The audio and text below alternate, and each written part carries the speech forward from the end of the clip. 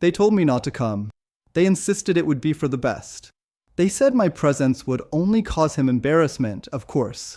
My brother, the golden son, the Navy SEAL, the one who truly made it in their eyes. I sat there in the third row anyway, uninvited, completely unacknowledged, just a ghost in the pews. My father kept glancing back at me, his eyes like daggers. I was a stain on the family's perfect image, a smudge he couldn't simply bleach away. My mother refused to even meet my gaze. She stared straight ahead, her posture rigid. My sister whispered something under her breath the moment I sat down beside her. A sharp, cruel comment that made her snort and quickly cover her mouth. I didn't bother to ask what she'd said. I had stopped asking years ago. Out on the parade ground, the flag snapped smartly against the salty ocean wind. The official ceremony began with perfect military precision. Men and women in their crisp dress whites moved like a flawless, proud machine. I didn't blink. I knew every part of this sacred routine. I knew it all far too well. When they finally called my brother's name, the crowd erupted in proud cheers. He stood ramrod straight, eyes fixed ahead, that famous, charming, boyish grin of his barely contained behind a thin veil of military stoicism. He was everything they ever wanted. Then the general stepped forward.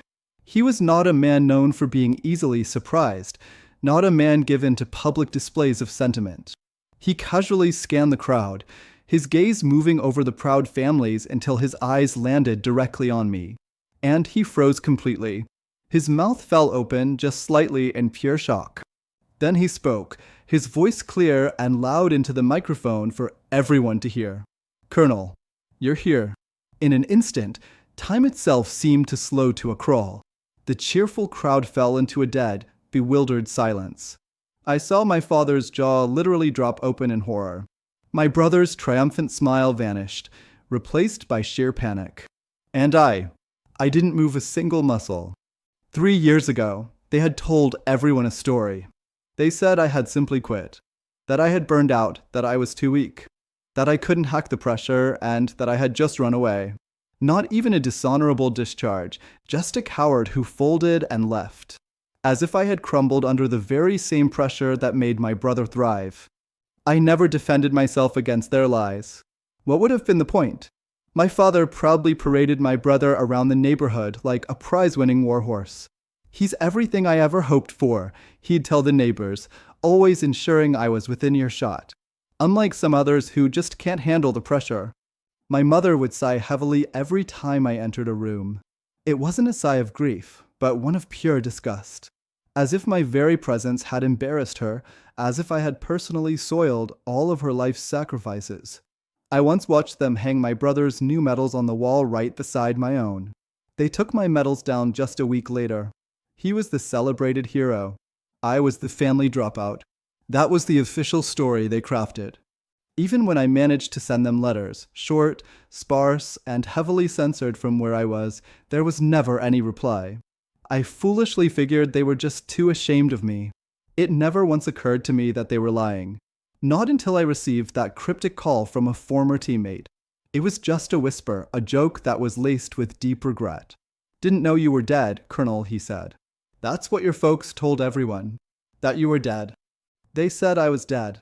I didn't scream or yell. I didn't retaliate outwardly. Instead, I made quiet appointments. I pulled old files discreetly, using back-channel access I still had. Nothing official but could raise alarms. One by one, I coldly confirmed my deepest fear. They had formally requested a memorial flag in my name. They had a folded triangle of red, white, and blue cloth displayed prominently in their living room. According to one of my old, sympathetic neighbors, your father actually cried when he showed it to me. She was so uncomfortable telling me. He said, "You died a coward's death." Suicide, wasn't it? I said nothing in response. I offered no correction, no defense. I just took a long, slow walk back to my car, my fists clenched deep inside my coat pockets. Then I discovered the bank accounts, the veteran benefits that had been quietly redirected. My own signature had been perfectly forged. A trusted family friend, who was now a mortgage broker, helped me trace the entire paper trail. Everything I had earned had been taken, rewritten, and sold off. My entire military career had been systematically buried by my own family. And my brother? He knew. He had to know. His own application for this program, his references, his security clearance, my name, my distinguished record, was nowhere to be found on any of it. He needed me to be completely erased from history to build himself up. So I finally obliged them. I became a ghost. I waited patiently for the day of his most important ceremony. I showed up completely unannounced. I sat exactly where they could all see me clearly. I didn't speak a single word.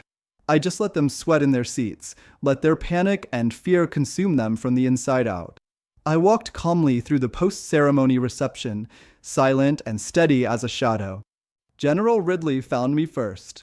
His eyes narrowed, his initial confusion slowly bleeding into dawning recognition. "I thought you were." He started, unable to finish the sentence. "I know," I said, my voice calm and clinical, devoid of all emotion. I handed him a thick, sealed manila envelope marked confidential. He took it without a word. "Everything you need to know is in there, sir," I told him. I would start with the date they officially reported me dead, then look very carefully at the coordinates listed in the footer. He just nodded once, a sharp, understanding gesture. He didn't need to ask any questions. The truth was all right there. Later, I watched from a safe distance as he pulled my brother aside. The general leaned in and whispered something sharp and brutal into his ear. I saw my brother's face instantly turn a sickly, pale white.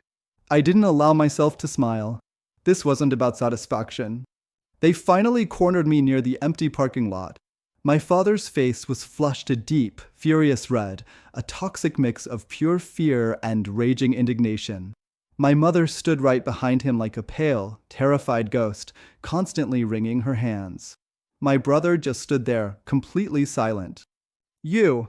How dare you show your face here?" My father spat at me, his voice trembling with rage. I ignored his question completely. I just asked one of my own. "How long?" That was all. How long did you all plan it? The story about my death? The benefits he stole? The forged reports? Was it his idea? I nodded coldly toward my silent brother. No one answered me. My mother just looked away, ashamed. "I know everything," I stated, my voice low and steady. "And so does your general now." I took a single step closer, holding their guilty gazes. "You used my silence. You exploited my loyalty. You sold my name and my honor just to buy your son a promotion." My brother's eyes were glistening now. But it wasn't with guilt. It was raw, undiluted fear for his own crumbling future. "You're finished," I told him directly. "Not publicly, not in a scandal today, but you will feel it. Every single door you try to walk through, every rank you try to earn from now on, you will always wonder who already knows the truth about you." I turned my focus to my father. "You built your entire legacy, your pride, on the bones of a lie. And now you will rot with it." Then I simply turned and walked away. Not fast, not slow, just steadily forward, away from them forever. They will never say my name again. Not at holiday dinners, not at future funerals, not even in a private whisper behind closed doors. Because my name has become a knife. And I have just handed that knife to the right hands.